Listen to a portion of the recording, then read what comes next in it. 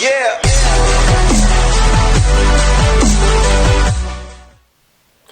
Hey guys, welcome back to the channel. Today I will be bringing you my review of Dream Scenario, written and directed by Kristoffer Borgli, starring Nicolas Cage, Julianne Nicholson, Michael Cera, Tim Meadows, Dylan Galula, and Dylan Baker. Now, this film was one that I was very excited for. I heard great things coming out of TIFF. I didn't get to see it myself personally. But, you know, obviously Nick Cage back in an A24 film, that sounds like a match made in heaven, to be honest. And obviously Ari Aster produced this film, who obviously brought us this year's Beau is Afraid, which I was not a fan of. But I think his sensibility translates quite well, being into a producer role for this film, which I suppose he was originally going to direct, but he handed it off to Borgli, who wrote the film.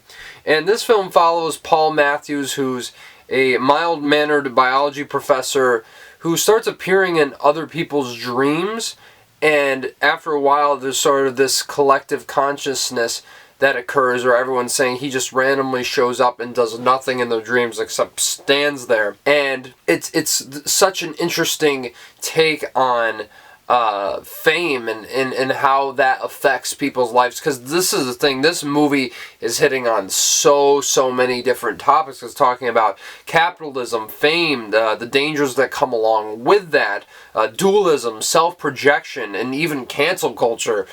This film really has a lot to say, and it portrays a lot extremely well. I found this film to be brilliant. It was one of those films where I wasn't sure exactly how I felt, because I will say the film takes quite a drastic turn in the second half, but the more I thought about it, its brilliance kind of became more evident to me.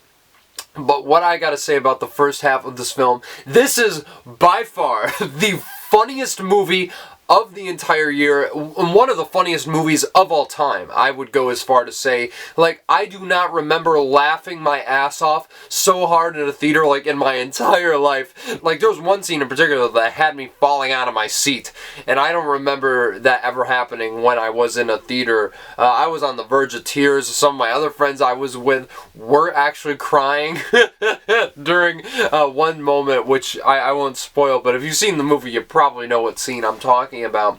And a lot of that has to do with the very tight dialogue that Borgli puts in here, as well as the actors delivering these words with such a candor that's so blunt and so hysterical. And of course, I have to give a lot of props to Mr. Nicolas Cage, who honestly I think gives one of his absolute best performances here. It's that madcap Nick Cage that you'd expect, you know, with the crazy line delivery, which just kind of makes your head spin. It's so funny. But he also brings the amazing dramatic chops that we've come to know him for originally to this movie.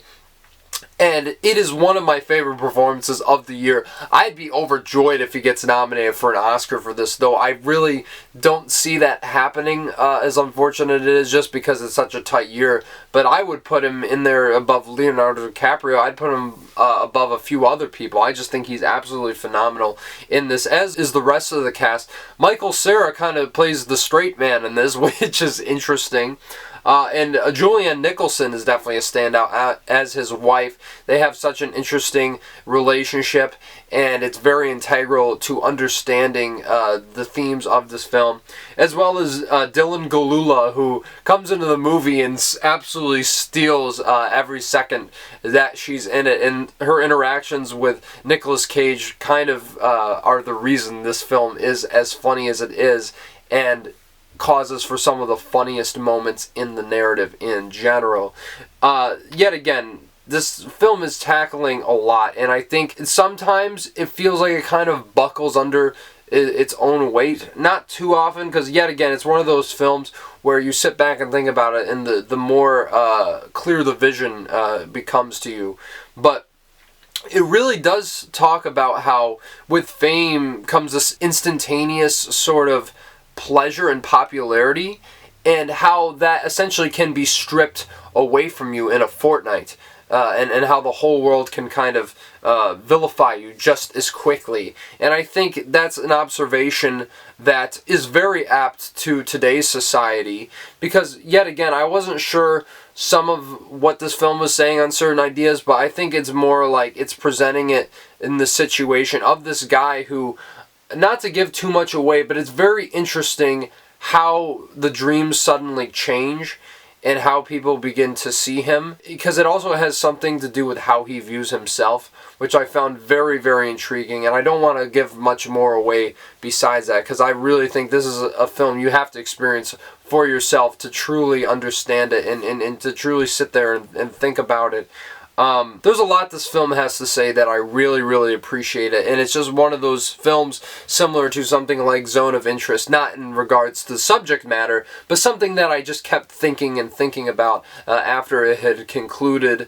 Yet again, this is something that everyone should check out while it's in theaters. This is one of the absolute best films of the year. Yet again, I saw this right after Godzilla -1, so I was having a hell of a day in the theater. And yet again, this is certainly much better than Beau is Afraid, I'll tell you that much.